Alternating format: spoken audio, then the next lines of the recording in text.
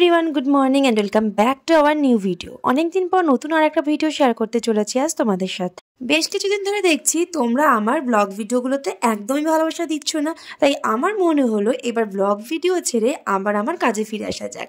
হয়তো তোমরা আমার ব্লগ ভিডিওর থেকে কাজের ভিডিওগুলোতেই বেশি বেশি পছন্দ করো, তো সেই জন্য কিন্তু আরও নতুন একটা কাজের ভিডিও শেয়ার করব তোমাদের সাথে।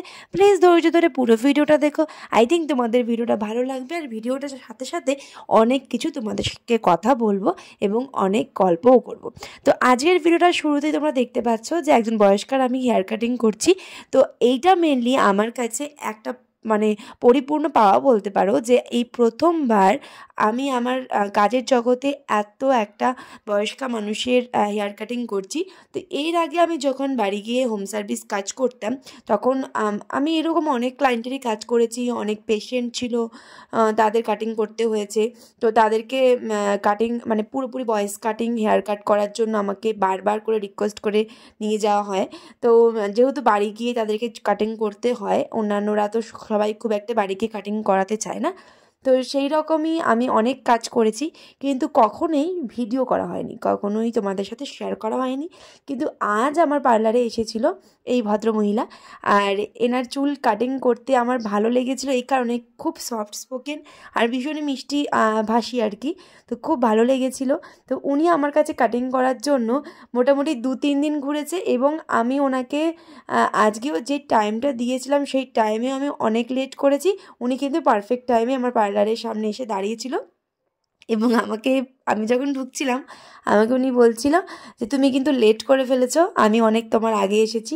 তো যাই হোক, সেটা বিষয় নয়, বিষয়টা হচ্ছে যে এত বয়স হয়ে গেলেও যে একটা মানুষের মধ্যে একটা পাংচুয়ালিটি থাকে, যে আমার সময়ের মূল্যটা সে দিয়েছে। আর আমি তো বিভিন্ন কাজে বিজি থাকি, তাই আমার সব জায়গায় যেতে একটু লেট হয়ে যায়।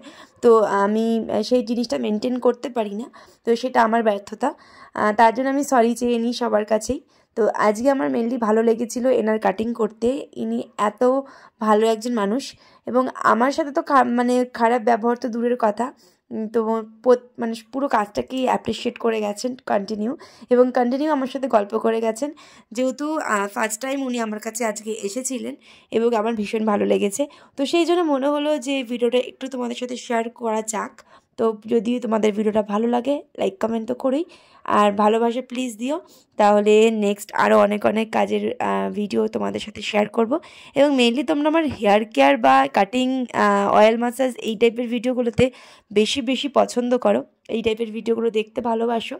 তো আমি চেষ্টা করি সেই টাইপের ভিডিওগুলো দেওয়ার, আর তার সাথে পছন্দ করো শাড়ি ট্র্যাপিংয়ের ভিডিও। তো শাড়ি ট্র্যাপিংয়ের ভিডিও সবসময় করা পসিবল হয় না, কিন্তু এই টাইপের ভিডিও আমি কিন্তু চাইলেই করতে পারি, বাট সবসময় করা হয় না। তো দেখো, চুলটা আমাকে বলেছিল যে খুব একটা ছোট করবে না, কিন্তু যাতে দেখতে সুন্দরও লাগে, বাইরে বেরোনোও যায়, তো সেই রকমই করে দিয়েছি। ওনার চুলের স্ট্রাকচারটাই এরকম যে আমি কালার করলেও কিন্তু কালার বেশি দিন স্টে করবে না, তো উনি কখনো সেটা পছন্দও করে না। তো আমি বলাতে উনি বললেন যে না, আমি কালার একদমই করি না, কখনো করিও নি, আমার অ্যালার্জি হয়। তো আমি আর ওনাকে জোর করিনি, শুধুমাত্র কাটিংটা করে দিয়েছি। জাস্ট একটা রাউন্ডের ওপর একটু ছোট করে দিয়েছি, কারণ অনেকটাই বড় হয়ে গেছিলো হেয়ারগুলো। আর যেহেতু এখন শীতকাল, মাথায় চুলে জল বসে অনেকটা শরীর খারাপ হয়, আর বয়স্কদের ক্ষেত্রেও তাই।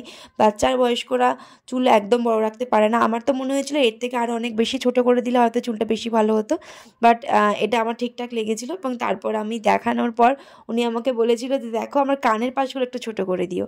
তো তারপর ওভারঅল হেয়ারটা কেমন হয়েছে জানি।